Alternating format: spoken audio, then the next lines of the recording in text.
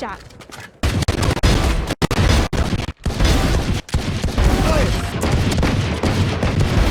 Embarrassing.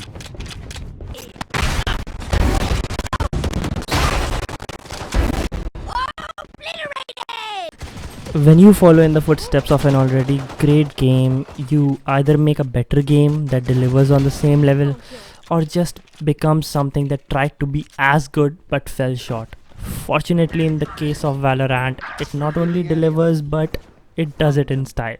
What's up gamers, welcome to GamersQ, my name is Piyush. I hope that you're all doing well.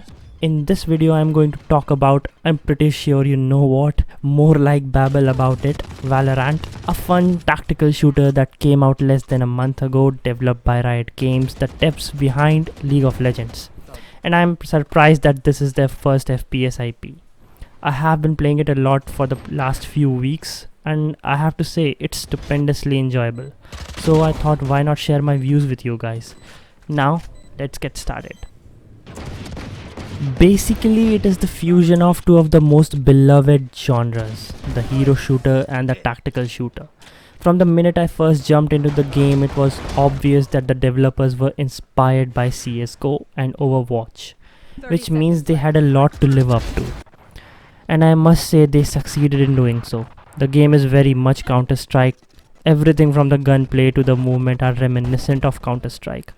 But that does not mean that it is a Counter-Strike clone. While it may not be completely innovative, it's still refreshing, and this totally works for me, and I'm pretty sure that will be the case with many other players. Let's talk about the gameplay first. When you're beginning, you will have a roster of 8 agents to choose from. Each character belongs to one of the 4 classes like Duelist, Initiator, Controller and Sentinel. Each of these characters holds 3 abilities and 1 ultimate ability. These characters remind me of the agents in Rainbow Six The Siege, but here they are more colorful, goofy and never stop throwing insults at each other. Talking about the abilities, they have a profound tactical advantage. They are not overpowered in any way. However, the ultimate is a totally different story. But I have to say, strategy and teamwork are the key to winning every match. You may not use a single ability in one match and still win. Meanwhile, a team that uses these abilities mindfully will always have the upper hand. That being said, let's talk about the gunplay next. I think it's really good. If you like the gunplay in Counter-Strike, then you'll love this. There are some subtle differences in the recoil. The time to kill is fast. I mean really fast. You need to be quick at aiming. Also, the headshot kills are spectacular. You know, the sound of heads exploding. Yeah, I should really not talk about heads exploding that way. And some phenomenal kills like this. Overall, the combat is satisfying. You will enjoy it. The learning curve is not too steep as compared to many other games.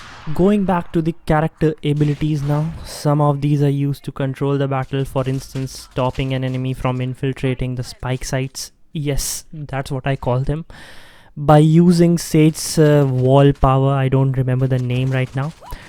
Block enemy sight, slow them down, scout the areas, and some of them are just substitute for grenades. I'm not saying that these abilities are useless. It's just the opposite. These abilities are what make the game so unique and enjoyable. They are a big differentiator from all the other games that I've played, and are just crazy and colorful as they add to some of the most exhilarating moments in the game. Moving on to the ultimate abilities, you can charge them by getting kills or acquiring orbs scattered throughout the map, and these abilities are something that require a lot of precision. For instance, Sova's Hunter Fury can phase through walls. If used precisely, it can devastate the enemy. Sage can revive fallen comrades, Brimstone can call out a heavy airstrike, Jet can throw a barrage of knives, which reminds me of Gambit. Raze uses a rocket launcher that explodes with splashing colors everywhere. In short, these ultimates can do a ton of damage. Considering the download size, the game looks amazing. It is vibrant and totally suits the overall atmosphere. All that aside, the biggest quality of this game is that it's a really good time.